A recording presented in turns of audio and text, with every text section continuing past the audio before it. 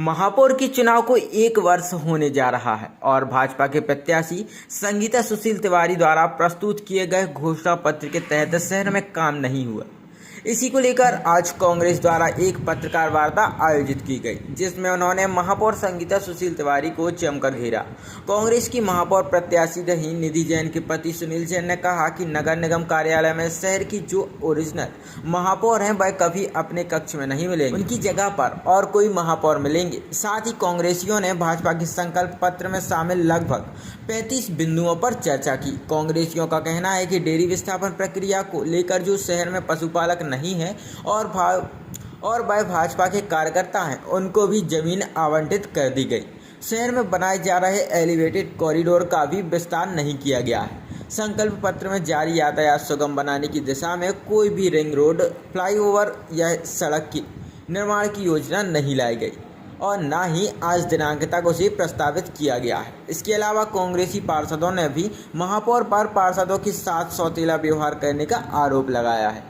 वहीं महापौर के परिजनों के द्वारा पद का दुरुपयोग करने का भी आरोप नगर निगम के नेता प्रतिपक्ष बब्बू यादव ने लगाया है और इसी को लेकर बहुत जल्द नगर निगम का घेराव करने की बात कही है। तालाब की स्थिति जस की तस है और बहुत बुरी स्थिति है। इतना 80 करोड़ या जो भी फंड्स निकल चुका है, आप लोगों को इसकी जानकारी है। यह भी हम लोग चाहते हैं कि इसके सागर के तालाब में जो कार्य हुआ, साथ में जो हमारा टाटा सीवरेज का कार्य चल रहा है, पूरा शहर खुदा पड़ा है। जगह जगह आप जरा सी कहीं ठोकर लग रही है तो फव्वारे निकल रहे हैं, आप लोग आए थे देख रहे हैं, अखबारों में छप रहे हैं। और 24 घंटे जो पेयजल की बात थी वह भी पूर्ति नहीं हो रही है। राजघाट की बात थी उसकी ऊंचाई बढ़ाने की, जबकि कमलनाथ जी की जब सरकार थी उस दौरान कमलनाथ जी ने उसके लिए फंड भी स्वीकृत किया था, लेकिन वह फंड को कार्रवाई नहीं हुई। हम लोग ये आरोप लगा रहे हैं कि इसकी जांच होना चाहिए, निगम कमिश्नर को जांच करना चाहिए और ऐसे लोग जो किसी भी पार्टी में लिप्त हो, किसी में भी हो, उनके नाम हमें अभी उजागर भी कर सकते हैं, लेकिन नहीं कर रहे। हम नगर निगम कमिश्नर से चाहते हैं कि इसकी जांच होना चाहिए और ऐसे लोगों के प्लॉट निरस्त होना चाहिए जिनकी डेयरियाँ नहीं है। आप लोगों को मालूम है कितना बड़ा मुद्दा सागर के तालाब का रहा है। सागर के तालाब की स्थिति और बदतर हो गई। आप एलिवेटेड कॉरिडोर की बात करो तो उसकी बात हुई थी, उनके संकल्प पत्र में है कि उसकी ब्रांचेज हम और निकालेंगे। एक ही एलिवेटेड कॉरिडोर जो हमारा है सीधा यहाँ से जाके बस स्टैंड जो निकल रहा है, बात ये थी कि उसकी ब्रांचेस दिल्ली साइड जाएगा, हॉस्पिटल साइड, चौराहे साइड, कहाँ निकलेगा? कोई ब्रांचेस उनके संकल्प पत्र में जब भी आप पहुँचे तो महापौर की सीट पर काबिल वर्ग नहीं मिलेगी। कुछ चेम्बर में उनके परिवार के लोग ही पाए जाएंगे। टेंडर डलने के बाद फिर रिकॉल होता है, ये टेंडर आप नहीं लोगे, हम जिसको बोलेंगे वो टेंडर। कमीशन थोड़ी चरम पे, बगैर कमीशन के कोई भी टेंडर वहाँ नहीं मिलता। बार बार परिसर में आप लोग वहाँ उपस्थित रहते, हम लोग जब बात करते हैं तो परिसर पर एक भी नहीं, ऐसा नहीं है जिसमें कोई पालन नहीं। पत्रकारों के सामने आए हैं आज नगर निगम की अव्यवस्थाओं के मुद्दों को लेकर हम यहाँ पर पत्रकार वार्ता आयोजित की है हमने। इसमें बहुत सारी बातें जो अभी खुलकर सभी लोगों ने बात की।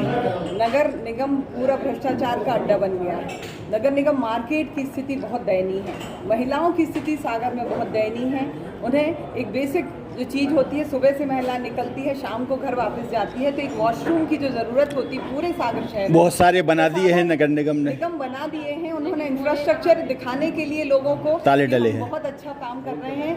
ताला डला हुआ है सभी प्रसाधन कक्षों में और सड़कों की हालत मतलब गड्ढे ही गड्ढे हैं। आउट स्कर्ट्स में तो बहुत अच्छा काम हुआ है, बहुत अच्छी रोड दिख रही हैं, लेकिन जब हम घरों में अंदर गलियों में, सागर गलियों का शहर है, गलियों के अंदर जो हमारे घर हैं वहाँ हम देखते हैं कि इतना ज़्यादा गंदगी है, कचरा साफ नहीं होता है, गाड़ियाँ आती नहीं है वहाँ पर और बहुत ही बदतर स्थिति में सागर के नागरिक रह रहे हैं। महिलाओं के लिए एक जो बात है, मैं अभी नगर निगम मार्केट की कह रही थी, उसके पीछे जो महिलाओं के घर हैं वो बहुत असुरक्षित महसूस करती हैं क्योंकि 9 बजे के बाद वहाँ असामाजिक तत्व सक्रिय हो जाते हैं। इसी तरह तालाब हमारा भ्रष्टाचार का अड्डा वो सामने सभी को दिख रहा है। हमारे पूरा सागरवासी बहुत त्रस्त हैं। जिस तरह से उसको चारागाह बना दिया है पूरे तालाब को, कोई सीवेज की समस्या जो पहले थी वो अभी भी है, बना दिया है उन्होंने। कॉरिडोर की जो एलिवेटेड कॉरिडोर की बात कर रहे हैं वो पूरी तरह से जैसा कि संकल्प पत्र में पिछले साल उन्होंने दिया गया था उस तरह काम नहीं हो रहा है।